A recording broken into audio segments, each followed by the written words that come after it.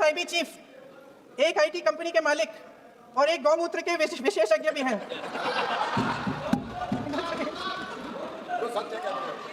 इन्हें शिक्षा के बारे में क्या पता जी? प्रोफेसर वी कामाकोटी जी के बारे में उन्होंने जो टिप्पणी की, कौन है प्रोफेसर वी कामाकोटी जी? हमारे former chairman artificial intelligence task force के। आरएसएस से होने का कोई गुनाह नहीं, अगर होंगे भी तो उनको गर्व होना चाहिए इस बात का कि आरएसएस के हैं। आप भी ज्वाइन कर लीजिए, आप भी ज्वाइन कर लीजिए, थोड़े संस्कार आ जाएंगे, थोड़े संस्कार आ जाएंगे, देश के बारे में सोचना शुरू कर देंगे अगर आप आरएसएस का हो जाएंगे तो। सदन पटल पर एक ऐसे विधेयक में संशोधन पर डिबेट कर रहे हैं जो 2024 में पारित हो चुका था, और इसमें मुख्य संशोधन यही है कि पेपर लीक के अन्य अपराधों के लिए सजा बढ़ाई जाएगी। मगर जब से यह विधेयक पारित हुआ तब से अब तक इस सरकार ने एक भी अपराधी को सजा नहीं दी। आपने देखा है कि कल और परसों से फेस रिकॉग्निशन द्वारा प्रदर्शन करने वाले बच्चों के नाम और पते सार्वजनिक किए जा रहे हैं, मगर यही काम पेपर लीक करने वाले अपराधियों के लिए अभी तक नहीं किया गया। नई कमेटियां बनाने से काम नहीं चलेगा। उनका अध्यक्ष चाहे कोई भी हो, राधा कृष्ण कमेटी भी व्यवस्था में सुधार लाने के लिए बनी थी, आज तक उसकी एक सिफारिश लागू नहीं हुई है। इस नई कमेटी में तो एक एक्स-आईबी चीफ, एक एक्स-आईबी चीफ, एक आईटी कंपनी के मालिक और एक गौमूत्र के विशेषज्ञ भी हैं।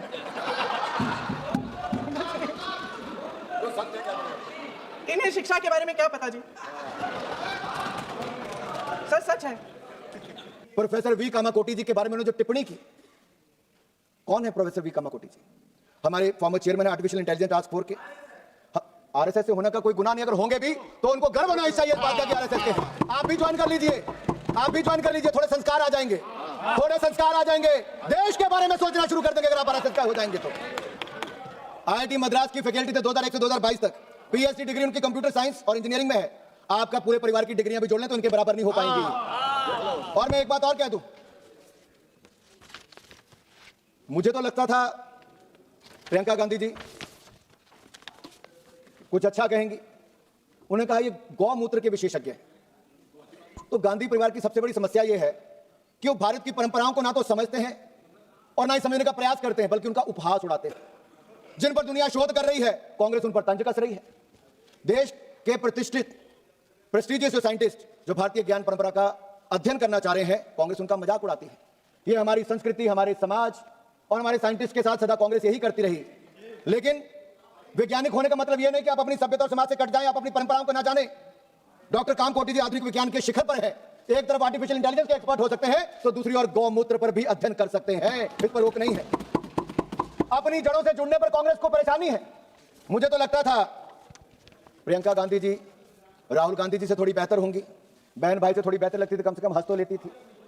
लेकिन आज जो आईआईटी मद्रास के डायरेक्टर के ऊपर तंज कसा, मैं ये कहूंगा भाई बहन एक जैसे लगते हैं, एक ही वनस्पति पर हैं। जिसके इस्तेमाल के साथ दिमाग कई बार सही तरह से फंक्शन नहीं करता है, और हो सकता है गौमूत्र इसको क्योर करे। डॉक्टर साहब, हो सकता है एक ही गौमूत्र उनको क्योर करे। इसलिए मैं फिर एक बार कहता हूं, अभी तो उस इलाज पे भी आता है, लेकिन पहले पेपर लीक का इलाज कर लें। आनंद जी, आनंद आएगा सुनने में। भदौरिया जी, सर मैं इतना ही कहूंगा, ये कहीं रोक नहीं है कि आपको इस बिल लाया हो तो उस पर अमेंडमेंट नहीं ला सकते।